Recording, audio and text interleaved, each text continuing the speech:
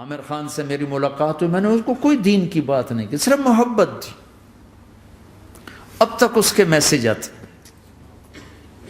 کہ میں زندگی میں کسی سے متاثر نہیں ہوا، تم پہلے آدمی ہو جس سے میں متاثر ہوں. میں نے کوئی جادو کیا، صرف محبت. لوگوں کو محبت دو، قریب ہوں گے.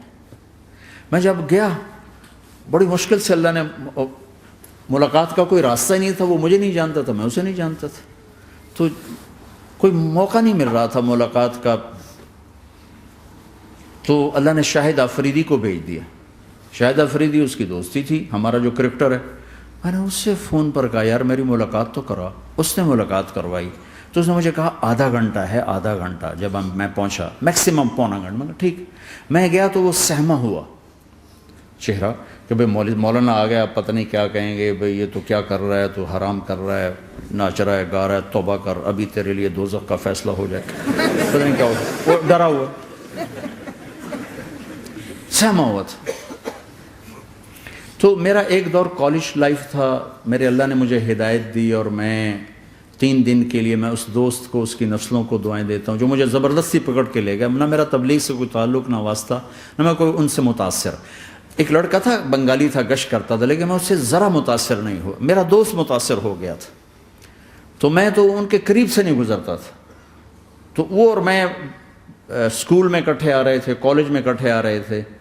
تو وہ متاثر ہوا، وہ 3 دن کے لیے جا رہا تھا. تو مجھے بتائے بغیر میرا ہاتھ پکڑ کے لے گیا، مجھے کام ہے چلو میرے ساتھ. اور میں اس کو انکار نہیں کر سکتا تھا، یہ میرا اس کا تعلق تھا. اب بھی اسی طرح بھائیوں جیسا تعلق. میں اس کا احسان ماں، مجھے زبردستی لے گیا. ہمارے پنجابی کی مثال ہے، کبے نو لت لگی وہ سیدھا ہو گیا. وہ جو ہوتا ہے ہنچ بیک ہوتا ہے نا، اس کو کسی نے لات ماری تو وہ سیدھا ہو گیا. مہربانی بھائی تیری لات سے میں سیدھا ہو گیا. تو مجھے تو وہ کبے والی لت پہ گئی.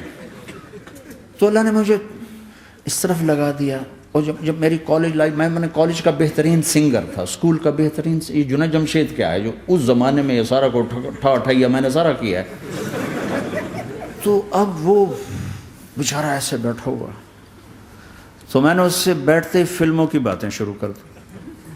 اور تھوڑی دیر بعد کہ میں نے محسوس کیا کہ فرام 60 to 72 جو فلم انڈسٹری کو جتنا میں جانتا تھا اتنا وہ نہیں جانتا تھا. تو اس کے اوپر میرے علم کا روپ پڑ گیا. اس کی لائن کا علم تھا نا.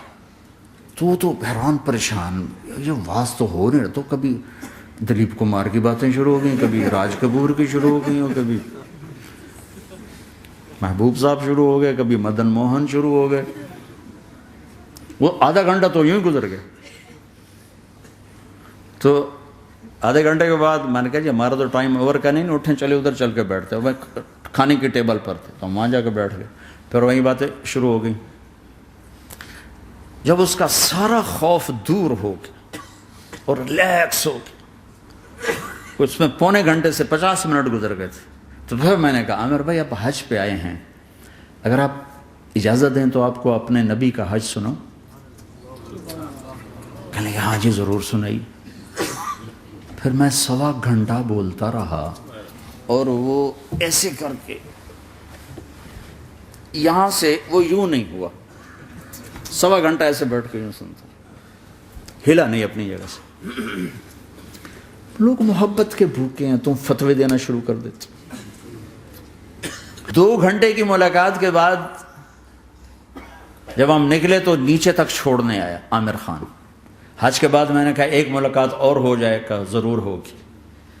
پھر اس کا میسج آیا کہ میں مدینے چلا گیا ہوں، معذرت چاہتا ہوں. میں نے کہا میں مدینے آ جاؤں گا. میں مدینے پہلے ہو آیا تھا حج سے پہلے. تو اس نے کہا کہ آپ 14 تاریخ کو آ جائیں، 4 سے 6 کا ٹائم میں نے آپ کے لیے رکھا ہے. تو میں، جنید اور ایک اور ساتھی ہم دوبارہ وہاں چلے گئے. 4 بجے 4:15 ہم اس کے ساتھ ہماری سٹنگ شروع ہوئی. 4:15 سے 10:15 تک 6 گھنٹے مسلسل. اور اس کے ماتھے پہ ذرا نشان نہیں آیا کہ میں بور ہو رہا ہوں. اور اس کے بعد ہم اٹھے، اس کا جی نہیں چاہ رہا تھا کہ ہم اٹھ کے چلے جائیں. محبت. پھر ایک امتحان پڑ گیا. میں اجتماع میں تھا ریمنڈ کے پچھلے سال. اس کا میسج آ گیا میری فلم تلاش آ رہی، اس کی کامیابی کی دعا کرو. لے بھی اے چنگی بڑی. میں نے کہا اب کیا کروں؟ جواب دینا بھی ضروری، دعا بھی نہیں ہو سکتی، کیا کروں؟ تو جب وہ میسج آیا تو میرے سامنے کوئی 10-12 علماء بیٹھے تھے. میں نے کہا بھائی یہ میسج ہے، اس کا جواب کہا جی یہ ہمارا فیلڈ نہیں تمہارا ہے، تو ہی جواب دے. میں سارا دن سوچتا رہا، مجھے کوئی جواب سمجھ میں نہیں آیا کہ جان بھی بچ جائے، جواب بھی چلا جائے. پھر اگلا دن بھی گزر گیا، مجھے کچھ سمجھ میں نہیں آیا. میں عصر کا وضو کر رہا تھا، ایک دم اللہ نے ایک مضمون دل میں ڈالا. تو میں نے فوراً بیٹھ کے اس کو میسج کیا کہ عامر بھائی جو کریٹو ہوتا ہے نا ذہن، یہ اللہ کسی کسی کو دیتا ہے. تخلیقی ذہن یہ اللہ تعالیٰ کسی کسی کو دیتا ہے، ہر ایک کو نہیں دیتا. اور یہ اللہ کی بہت بڑی عطا ہوتی ہے. اور میں نے تمہارے ساتھ جو وقت گزارا اس میں نے دیکھا کہ اللہ نے تمہیں تخلیقی ذہن دیا ہے، تم کریٹر ہو. اور جو لوگ اس ٹائپ کے ہوتے ہیں وہ کامیابی ناکامی کی پرواہ نہیں کرتے، وہ اپنے کام سے کام رکھتے ہیں. آپ کا بھائی تو فوراً اس کا میسج آیا، آپ ٹھیک کہہ رہے ہیں، آپ ٹھیک کہہ رہے ہیں. بات ہو گئی. پھر میں تھا ہانگ کانگ، میں نے وہاں سے اس کو میسج کیا. دیکھو کسی مصروف آدمی کو براہ راست فون نہ کیا کرو، میسج کیا کرو کہ میں آپ کو فون کر سکتا ہوں، چونکہ میں اس کا بہت ستایا ہوا، بہت ستایا. تو میں نے اسے میسج کیا کہ میں طارق جمیل ہانگ کانگ میں آپ کو فون کر سکتا ہوں، میں آپ کو فون کر سکتا ہوں. میں ہمیشہ اسے، اب بھی میرا فون پہ رابطہ ہے، میں پہلے اسے میسج دیتا ہوں میں آپ کو فون کر سکتا ہوں. اگر اس کا جواب نہ ہے پھر میں نہیں کرتا ہوں. کبھی وہ خود کر لیتا ہے، کبھی وہ میسج دے دیتا ہے کال کر لیں. تو تھوڑی دیر بعد اس کا فون آ گیا کیونکہ میں اس وقت دلی میں ہوں، کانفرنس میں تھا. تو میں نے آپ کا میسج دیکھا تھا، میں اٹھ کے باہر آ گیا ہوں، ابھی آپ سے بات کر کے پھر میں جاؤں گا. تو اسے باتیں کرتے کرتے کہنے لگا آپ کی دعا سے میری فلم کامیاب ہو گئی. میں کہا یا اللہ میں کوئی نہیں کیتی تینوں.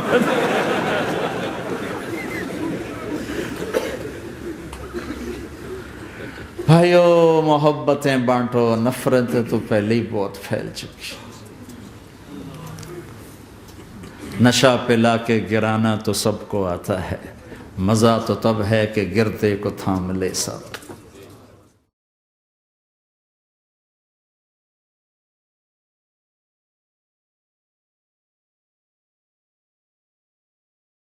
لا إله إلا الله محمد رسول الله عليه صلاة الله وآله والأحبة. لا إله إلا الله محمد رسول الله عليه صلاة الله وآله